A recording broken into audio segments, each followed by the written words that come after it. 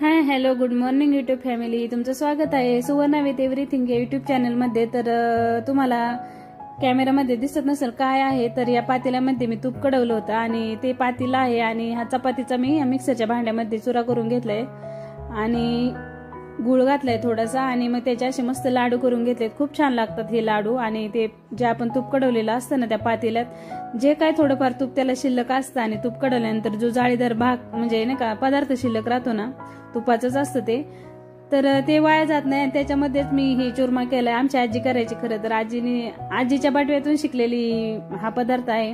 आमची आजी असंच आम्ही लहान असताना तूप काढवायची आणि त्याच्यामध्ये फक्त मी चपाती घेतली त्याऐवजी बाजरीची भाकरी असायची त्यावेळेस आणि मस्त गुळ घालून असं आम्हाला तिघा भावंडांना मस्त असे मोठे मोठे लाडू बनवून द्यायचे ना आम्ही मात्र उड्या मारत मारत सगळीकडे फिरून तो लाडू खूप आनंदाने खायचो। आणि खरं तर ती टेस्ट आज या लाडूला नसणार आहे, कारण तो हात आजीचा होता ज्या हाताने लाडू वळून द्यायची ती, आणि हा हात माझा आहे, त्यामुळे ती टेस्ट मी आयुष्यात खूप मिस करेन।